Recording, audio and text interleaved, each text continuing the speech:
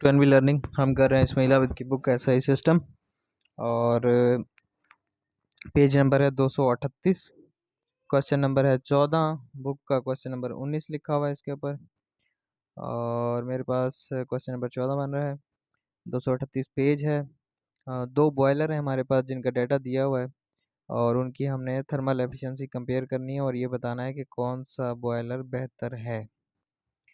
तो डाटा में देख लें। सबसे पहले बॉयलर 1 का प्रेशर उसने दिया हुआ है 8 kg, क्वालिटी ऑफ स्टीम 0.9 है, एवेपोरेशन रेट जो है वो 8.5 kg ऑफ, यानी कि 1 किलोग्राम कोयले के एवज हमें जो है 8.5 kg जो है स्टीम मिल रही है बॉयलर 1 में।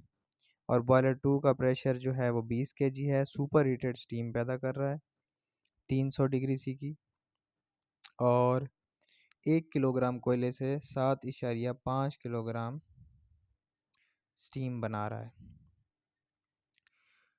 दोनों बॉयलर को पानी को 400 डिग्री सेंटीग्रेड का पानी मुहैया गया है। ये 400 डिग्री गलत लिखा हुआ है, ये 40 सेंटीग्रेड है।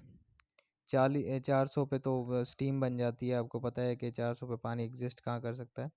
तो फीड वाटर का टेम्परेचर 40 डिग्री है। दोनों बॉयलर की थर्मल एफिशिएंसी मुकाबलतन बेहतर कारकर्दगी फी किलोग्राम कोयला मालूम करें, यानी कि कौन सा बॉयलर एफिशिएंट है और 1 किलोग्राम कोयले से ज़्यादा एफिशिएंसी दे रहा है। बॉयलर 1 पे आ जाते हैं। तो सबसे पहले हमें पता होना चाहिए कि हमारा इक्विवेलेंट एवेपोरेशन का फार्मूला क्या है। अगर किसी को फार्मूला नहीं पता तो पीछे वाली बहुत सारी वीडियो हैं, हर वीडियो में फार्मूला लिखा हुआ है। इसमें डायरेक्ट वैल्यूज़ पुट की हुई है मैंने, बल्कि ये बुक से ही पिक्चर ली हुई है। तो steam quantity into total heat minus enthalpy, ये होता है हमारा फार्मूला। और जहाँ पे हमें स्टीम की क्वालिटी दी होती है वहाँ पे हम क्या करते हैं, टोटल हीट को डायरेक्ट स्टीम टेबल से नहीं देखते, फार्मूले से निकालते हैं।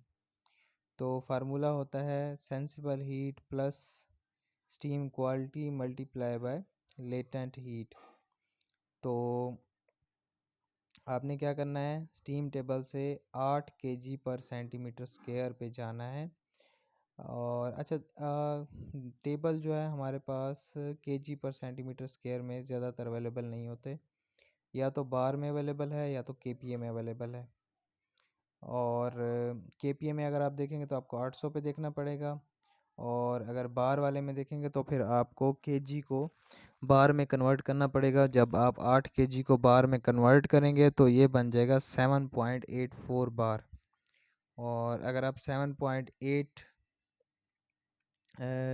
खुरमियन गुप्ता की बुक है, उसका स्टीम टेबल बार में दिया हुआ है, वो आपको नेट से आसानी से मिल जाएगा।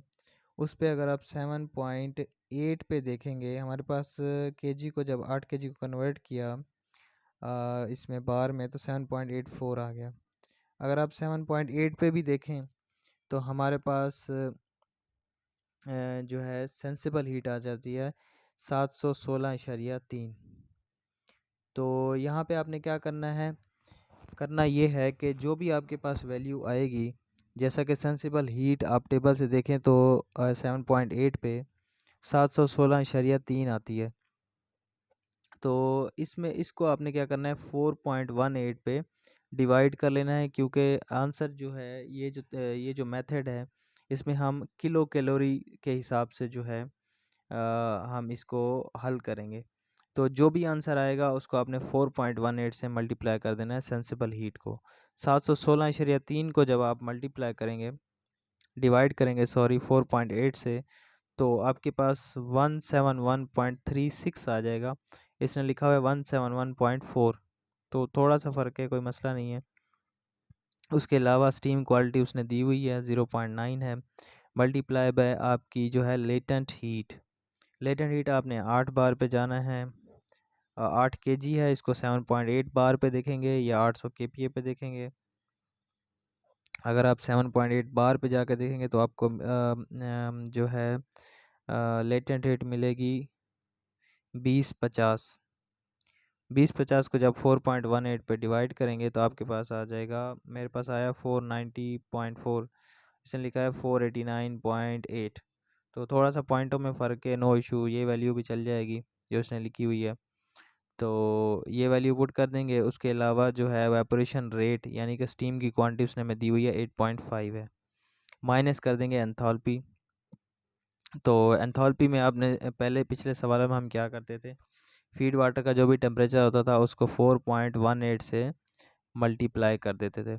लेकिन क्योंकि अब हमने इस फार्मूले के तहत, किलो कैलोरी के फार्मूले के तहत, हमने हर वैल्यू को 4.18 पे डिवाइड करना है।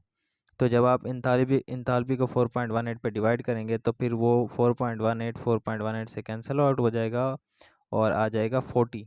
यानी कि सीधी बात ये है कि अगर आपने किलो कैलोरी में के हिसाब से चलना है, यानी कि इस मेथड से अगर आपने करना है, तो फिर आपको सिंपली जो फीड वाटर का टेम्परेचर है वही लिखना पड़ेगा, 4.18 से मल्टीप्लाई नहीं करना पड़ेगा।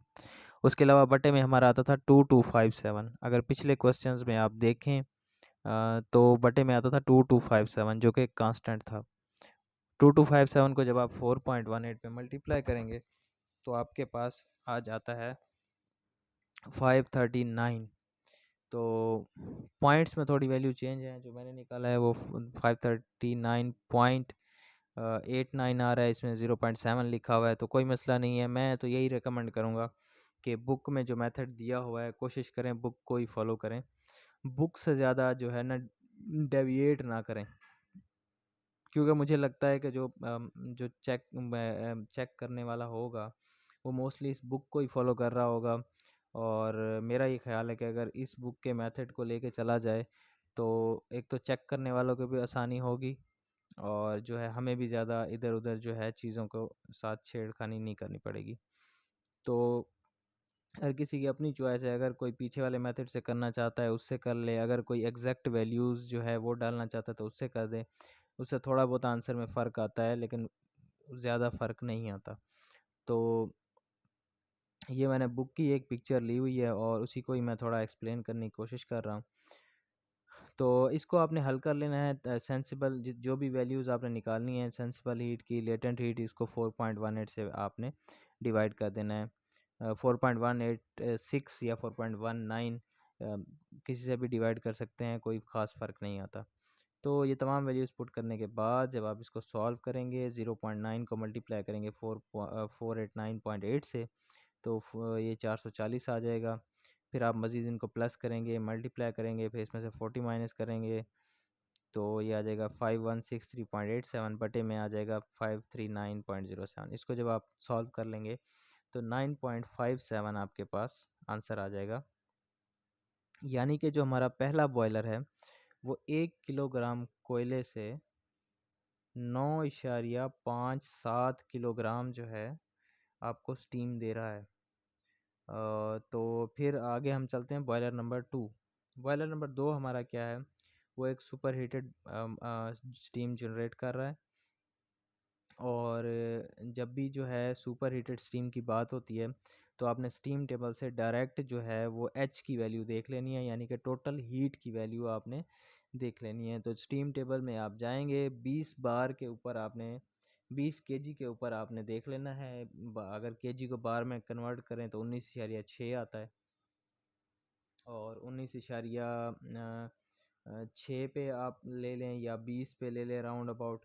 तो क्योंकि बुक में इसने एग्जैक्ट वैल्यूज़ लेने की कोशिश की हैं तो इसलिए तो थोड़ा बहुत जो है वो फ़र्क ये आ जाता है। तो आपने 20 केजी पर सेंटीमीटर स्क्वायर को बार में कन्वर्ट कर लें तो 19.6 आ जाएगा। इसी तरह आप उसको फिर एग्जैक्ट 19.6 पे या 19.8 पे जब जाके चेक करेंगे तो फिर आपके पास जो आ जाएगी एच की वैल्यू वो 7 to 1.3 आ जाएगी। जो मैंने कैलकुलेट किया है वो 721.9 आ रहा है, लेकिन जो इसने लिखा हुआ है 721.3 आ रहा है। तो कोई बात नहीं है, पॉइंट्स के बाद अगर फ़र्क हो थोड़ा बहुत तो इससे सवाल में इतना फ़र्क नहीं आता, ये वैल्यू भी ठीक है। तो इसको आपने क्या कर देना है, टोटल हीट को माइनस कर देना है एंथैल्पी से। अच्छा, ये जो हमारे पास स्टीम टेबल से जब आप देखेंगे 20 बार पे तो आपके पास आंसर जो टोटल हीट आ जाएगी वो आ जाएगी 3025, 3025। फिर 3025 को जब आप 4.18 से डिवाइड करेंगे तो 721.9 या 721.3 आ जाएगा, जो इसने वैल्यू लिखी हुई है। तो टोटल हीट में से आपने एंथैल्पी को माइनस कर देना है। फीड वाटर का टेम्परेचर 40 था, वही एंथैल्पी होगी, क्योंकि मैंने बताया कि 4.18 से तमाम वैल्यूज़ को हम डिवाइड कर रहे हैं। इसी तरह जो है बटे में आपका 2257 हमारा पहले कांस्टेंट आता था, फिर उसको हमने 4.18 पे डिवाइड किया तो 539 आ गया। स्टीम की क्वांटिटी इसमें 7.5 दी हुई है, तो आपने इसको मल्टीप्लाई कर देना है 7.5 से। आपने सवाल पे थोड़ा सा गौर कर लेना है। स्टीम की जो एवेपोरेशन रेट है वो 7.5 है, लेकिन जो इसने मल्टीप्लाई किया हुआ है नीचे वो 7 से किया हुआ है। तो अगर आप 7 से मल्टीप्लाई करेंगे तो 8.84 ही आएगा, लेकिन क्योंकि ऊपर 7.5 है तो फिर आपको 7.5 से ही मल्टीप्लाई करना पड़ेगा। और जब आप 7.5 से मल्टीप्लाई करेंगे तो आपके पास 9.48 जवाब आ जाएगा। या तो ये सवाल में गलती है, सवाल में जो है उसने 7 केजी स्टीम देनी थी, लेकिन उसने 7.5 दे दी है। और या तो फिर उसने सोल्यूशन में गलती की है। लेकिन ज़ाहिर बात है, अगर आपके पास सवाल में 7.5 आता है तो फिर आप 7.5 से ही मल्टीप्लाई करेंगे, 7 से नहीं करेंगे। तो खैर इस 721.3 माइनस 40 उसको मल्टीप्लाई करेंगे आप 7.5 से, क्योंकि हमारे पास सवाल में 7.5 है डाटा में। से आप मल्टीप्लाई करेंगे, डिवाइड करेंगे 539 पे, तो आपके पास जो आंसर आ जाएगा वो 9.48 आएगा, जो कि ऊपर वाले से फिर भी कम होगा। वो 9.57 है, हमारे पास 9.48 आएगा। मेरे ख्याल से तो मुझे ये लगता है कि इसने ऊपर सवाल में ही गलती कर दी है। इसने ऊपर 7 केजी लिखना था, लेकिन उसने 7.5 केजी दे दिया, जिसकी वजह से आंसर में थोड़ा फ़र्क आ जाता है। लेकिन आपको जो भी सवाल में जो डाटा मिलेगा आपने उसके हिसाब से चलना है, तो उसके हिसाब से चलेंगे तो 9.48 आएगा। तो अगर हम क्वेश्चंस को कंपेयर आंसर्स को कंपेयर करें तो जो बॉयलर नंबर 1 है वो ज़्यादा स्टीम बना रहा है, 9.57 बना रहा है। और जो दूसरा है वो 8.84, अगर तो बुक से देखेंगे, अगर जो मैंने किया है वो 9.48 आएगा, क्योंकि आपने 7.5 तो जिस तरह से भी देखें जो दूसरा आंसर है वो कम है और पहला आंसर ज़्यादा है 9.57। तो हम ये कहेंगे कि जो पहला है उसकी हरारत, अफादियत और थर्मल एफिशिएंसी ज़्यादा है, क्योंकि वो 1 किलोग्राम फ्यूल से ज़्यादा हमें जो है वो आउटपुट दे रहा है, ज़्यादा स्टीम दे रहा है। तो ये था आज का हमारा सवाल। मिस्टेक्स काफ़ी हैं सवालों में, बुक में, तो आपने थोड़ा एहतियात से इन चीज़ों को देखना है। जो गलतियां हैं उनको आप लोगों ने एलिमिनेट करना है। बाकी ये जो स्टीम टेबल्स में से जो वैल्यू रहती हैं वो थोड़ी बहुत चेंज आ जाती हैं, मेरे ख्याल से कोई मसला नहीं होना चाहिए।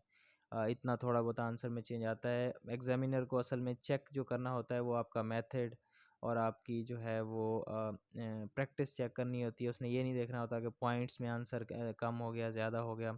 मेरा नहीं ख्याल कि इससे कोई फ़र्क पड़ता है। आपका मेथड ठीक होना चाहिए और आपका जो प्रैक्टिस है वो अच्छी होनी चाहिए। तो इंशाल्लाह मिलेंगे नेक्स्ट क्वेश्चन के साथ।